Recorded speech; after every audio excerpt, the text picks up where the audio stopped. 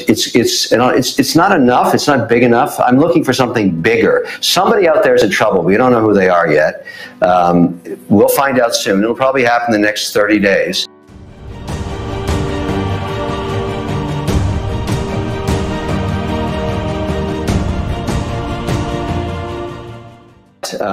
There's lots of precedents for this in history. To get a bottoming in an asset class, you need a major player to basically be offside. In the case of Celsius, it is going to go to zero. It's over-levered. It's gated now. And the trouble with gating, a good example would be a hedge fund. Every single customer wants to be liquid the minute you open the gate. And so it's a self-realizing outcome. It will go to zero. It'll have no assets. But that's important. It's not enough. It's not big enough. I'm looking for something bigger. Somebody out there is in trouble. We don't know who they are yet.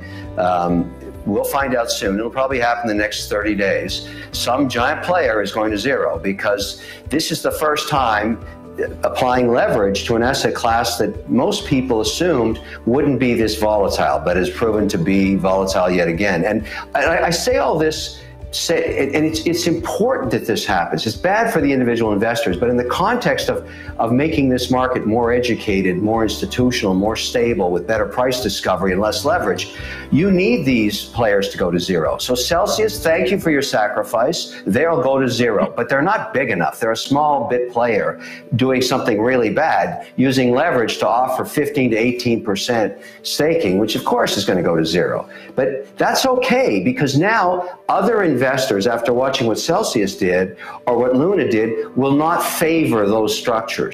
But we need two things. We need that capitulation event, and I'm sure we're going to get it, and that's a very good thing, and I've given you the reasons why. It'll be chaos in the streets kind of thing. Bitcoin will probably drop down significantly. I don't know, maybe another 20% down. Who knows? It's impossible to know. But again, it's a good thing. It's the beginning of a bottoming process. Then we need one of these bills that's floating around Congress right now, and I would suggest the one that I'm most interested in is the simplest to pass. That's going to be the Haggerty or Toomey bill that contemplates auditing stablecoins, which is a really easy thing to do and would make it much, and if we just could get some policy on one thing and it was stablecoins, that would really be good, because you would start to know with certainty that you get some movement from the institutional client to allocate. And I'll give you an example. You mentioned WonderFi earlier. Yesterday, WonderFi announced, it's all over the papers up in Canada, that the TSX, the premier exchange there, invited them to list on the TSX. The first time in history a crypto exchange with a dealer broker attached to it has ever been invited onto an institutional exchange. And the reason they did that is there's so much institutional demand in Canada for product. There's a huge amount of demand, and the regulator in the Canadian market is a little bit more advanced than what we have stateside. Every time there is a washout, it's leverage. And I don't know, and more, it's very opaque right now in some of these situations and these projects, how much leverage is involved. We know now that algorithmic stablecoins will fall out of favor. When you take Luna to basically a zero, people lose a lot of money, and they don't want to do that again. And that's a good thing. That it's an educational process. That's okay. We don't know yet if today you forced an audit on every single stablecoin the way it's suggested in the proposed bills, which is simply an audit every 30 days and no asset with a duration more than 12 months. So T-bills, for example, average duration 7 months in the portfolio.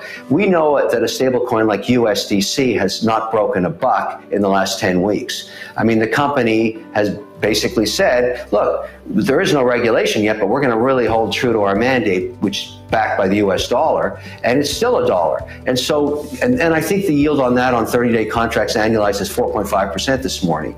We use that product corporately, so I'm well aware of what it does every day, and our compliance department looks at it, and the company's been putting out statements every morning saying, you know, we are still a buck and whatever else, because there's so much concern out there about all stablecoins.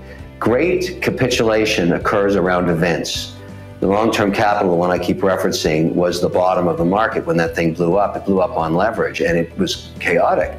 I think we'll get a couple of hedge funds. If they're big enough, they'll be considered, you know, catastrophic events, and the market always goes on. If something blows up in crypto, it doesn't end crypto. The promise of crypto remains, but we really need it to get that bottoming process started. We're not there yet. We're in the slow grind down.